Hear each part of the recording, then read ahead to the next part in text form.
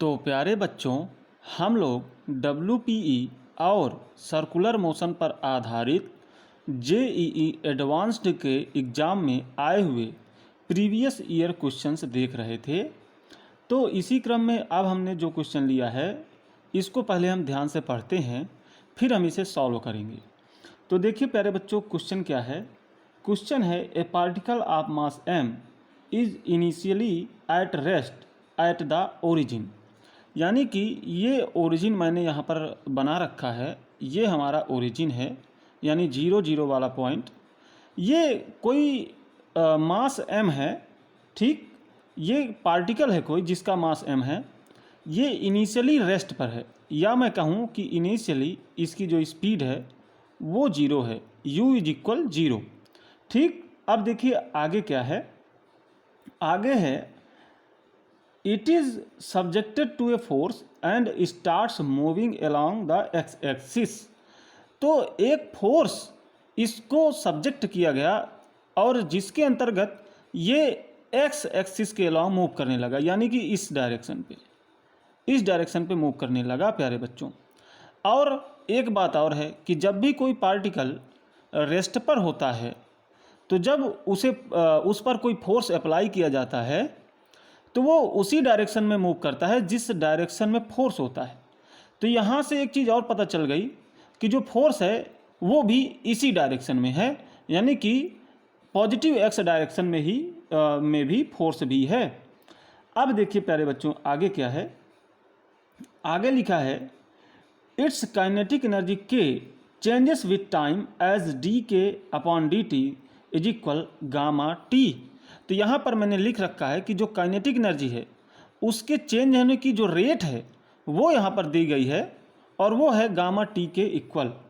अब आगे उन्होंने बोला है gamma is a positive constant of appropriate dimensions, यानी कि ये जो गामा है ना ये एक कांस्टेंट है। आगे उन्होंने बोला which of the following statements is are true, यानी कि निम्नलिखित जो नीचे दिए गए जो ऑप्शंस हैं इनमें से कौन सा ऑप्शन सही है या कौन से ऑप्शन सही हैं। मतलब एक ऑप्शन भी सही हो सकता है और एक से अधिक ऑप्शन भी सही हो सकते हैं। तो चलिए प्यारे बच्चों अब हम इसे सॉल्व करते हैं। देखिए पहले ऑप्शन में क्या है। पहले ऑप्शन में यहाँ पर लिखा है the force applied on the particle is constant, यानी कि पहले ऑप्शन में हमें फोर्स पर कमेंट करना है कि फोर्स कांस्टेंट है या नहीं।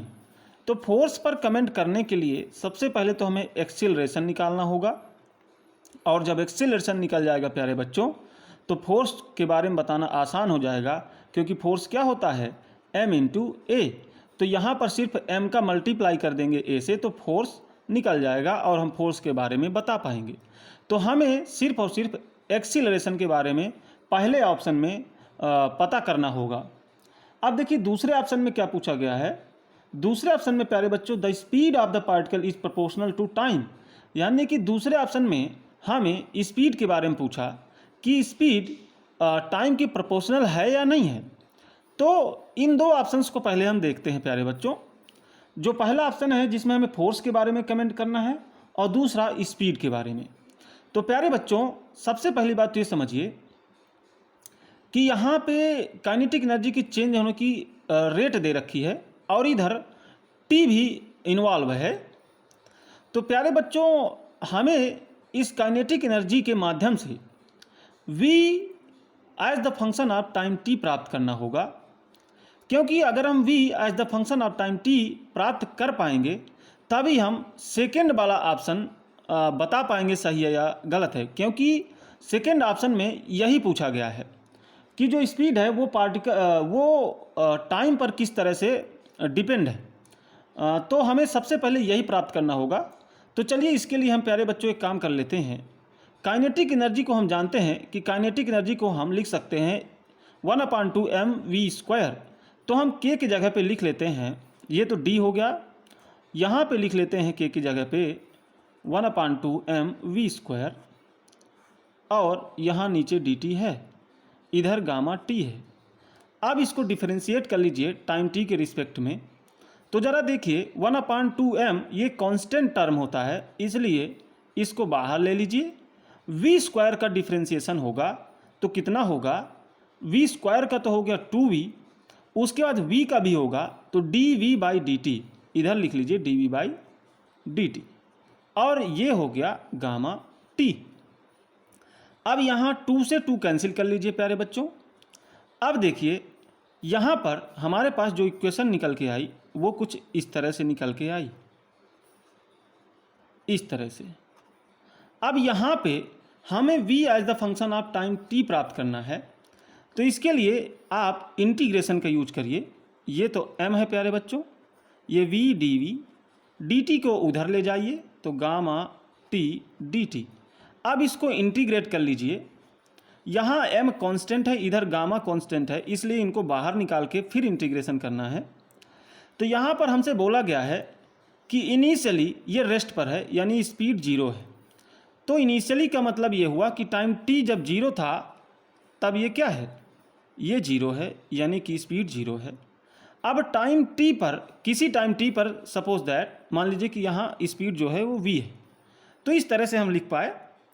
अब देखिए इसको अगर प्यारे बच्चों सॉल्व करेंगे तो क्या निकल के आएगा, m यहाँ से ये निकल के आएगा v²/2 और इधर निकल के आएगा गामा t²/2। तो 2 से 2 कैंसिल कर लीजिए। अब इसको ज़रा हम ऊपर सॉल्व कर लेते हैं क्योंकि नीचे हमारे पास जगह नहीं है। तो यहाँ से देखिए क्या मिला, यहाँ से जो v² मिला वो मिला प्यारे बच्चों गामा t²/m। तो ये अगर हम स्क्वायर रूट ले लें तो v मिल जाएगा गामा/m इंटू टी। तो यहाँ से प्यारे बच्चों v as the function of time t हमें मिल गया। तो यहाँ से v किस तरह से टाइम पर डिपेंडेंट है ये हम बता सकते हैं। तो यहाँ पर देख लीजिए कि जो टाइम है इसका पावर 1 है, यानी कि v इसके साथ लीनियरली चेंज होगा, या हम कह सकते हैं कि v जो है प्रोपोर्शनल है t के। तो यहाँ पर ऑप्शन नंबर 2 में हमसे पूछा गया है the speed of the particle is proportional to time. तो ऑप्शन नंबर जो 2 है वो पूरी तरह से सही होगा प्यारे बच्चों, इसलिए ऑप्शन नंबर बी यहाँ पे सही हो जाएगा। अब देखिए, अब जब हम v और t के टर्म्स में इक्वेशन को प्राप्त कर पाए हैं तो यहाँ से हम एक्सेलरेशन भी बहुत आसानी से निकाल सकते हैं, क्योंकि जो एक्सेलरेशन होता है वो होता है dv/dt। इसका मतलब हम v का टाइम t के रिस्पेक्ट में डिफ्रेंशिएशन कर लें, डिफ्रेंशिएशन ले लें। तो इसको डिफ्रेंशिएट कर लीजिए इस इक्वेशन को, तो मिलेगा इधर dv/dt, और इधर देखिए ये कांस्टेंट है क्योंकि गामा भी कांस्टेंट है, m भी कांस्टेंट है, तो रूट गामा/m भी कांस्टेंट हो गया, इसको बाहर ले लीजिए। अब हम t के रिस्पेक्ट में डिफ्रेंशिएशन कर रहे थे तो t के रिस्पेक्ट में डिफ्रेंशिएशन 1 हो जाएगा, इसलिए सिर्फ इतना मिल जाएगा। और dv/dt ही क्या है, ये प्यारे बच्चों a है। तो यहाँ से जो a आया वो कांस्टेंट मिला, यानी कि a क्या है, कांस्टेंट है प्यारे बच्चों, क्योंकि रूट गामा/m भी कांस्टेंट है ना। तो यहाँ से फोर्स क्या हो जाएगा, m इंटू a, सिर्फ इसमें m का मल्टीप्लाई कर लें। तो m भी एक कांस्टेंट है और a भी कांस्टेंट है, तो f क्या हो गया, f प्यारे बच्चों एक कांस्टेंट मिला, या आप कर लीजिए m, a को रख लीजिए यहाँ पे रूट गामा/m। तो इसको और आगे सॉल्व करेंगे तो यहाँ पे मिल जाएगा रूट m इंटू गामा। तो ये मिला प्यारे बच्चों। अब f इतना मिला, यहाँ m भी कांस्टेंट है, गामा भी कांस्टेंट है, तो रूट गामा इंटू m भी कांस्टेंट होगा, है ना। और जब मैग्नीट्यूड कांस्टेंट हो गया तो दूसरी चीज़ क्या देखनी चाहिए, क्या इसकी डायरेक्शन तो नहीं चेंज हो रही, क्योंकि अगर मैग्नीट्यूड कांस्टेंट है भी और डायरेक्शन चेंज हो रही है तो भी फोर्स क्या माना जाएगा, वेरिएबल माना जाएगा, कांस्टेंट नहीं माना जाएगा। लेकिन यहाँ पर देखिए, यहाँ पर जो फोर्स है वो लगातार प्लस एक्स एक्सिस के डायरेक्शन पे होगा, तो डायरेक्शन भी फिक्स है और मैग्नीट्यूड भी फिक्स है, इसलिए फोर्स क्या है, कांस्टेंट है प्यारे बच्चों। तो यहाँ से ऑप्शन नंबर ए भी सही हो गया, और चूंकि फोर्स कांस्टेंट है इसलिए ये कंजर्वेटिव भी होगा, इसलिए ऑप्शन नंबर डी भी सही होगा। अब यहाँ पे एक ऑप्शन बचता है सी। तो यहाँ पे हमसे पूछा गया है कि distance of the particle from the origin increases linearly with time, यानी कि जो डिस्टेंस है यानी कि अगर मैं डिस्टेंस को डी ले लूँ तो वो टाइम के साथ लीनियरली चेंज हो रही है, यानी कि डी प्रोपोर्शनल होना चाहिए टाइम टी के। तो अगर ये चीज़ फॉलो करेगी तो ऑप्शन नंबर सी भी सही होगा, और अगर नहीं करेगी तो ऑप्शन नंबर सी नहीं सही होगा। तो यहाँ पर देखते हैं कि डिस्टेंस किस तरह से टाइम पर डिपेंडेंट है। तो एक चीज़ देख लीजिए, ये वन डायमेंशनल मोशन कर रहा है, यानी कि केवल वन डायमेंशन पर मोशन कर रहा है और आगे की ओर ही जा रहा है, पीछे नहीं आ रहा है। इसका मतलब किसी भी समय इसका जितना डिस्प्लेसमेंट होगा उतना ही इसका डिस्टेंस भी तय करेगा। तो कुल मिला के जिस तरह से डिस्प्लेसमेंट टाइम पर डिपेंडेंट होगा उसी तरह से डिस्टेंस भी टाइम पर डिपेंडेंट होगी। तो हम डिस्प्लेसमेंट की टाइम डिपेंडेंसी देख लेते हैं, वही डिस्टेंस के लिए भी हो जाएगा। तो यहाँ पर देखिए, इसी इक्वेशन से जो v के लिए मिला था मैं यहाँ पर लिख लेता हूँ। v के लिए हमें मिला था √γ/m × t। तो अगर हमें डिस्प्लेसमेंट की टाइम डिपेंडेंसी देखनी है तो प्यारे बच्चों हम जानते हैं कि v जो होता है वो dx/dt होता है ना। तो हम इसको dx/dt रख लेते हैं और फिर इसे सॉल्व करते हैं। अब देखिए यहाँ पे अगर हम dt को उधर ले लें तो क्या आ जाएगा ये। अब इसको प्यारे बच्चों हम इंटीग्रेट कर लें। √γ/m ये कांस्टेंट है, इसलिए इसको बाहर लेके फिर इंटीग्रेशन करिएगा। अब देखिए टाइम t बराबर 0 पर डिस्प्लेसमेंट 0 था, क्योंकि ये मूल बिंदु पर ही था, ओरिजिन पर ही था, तो ये 0 हो गया। और किसी टाइम t पर सपोज दैट ये x हो गया, तो यहाँ टाइम t ले लीजिए।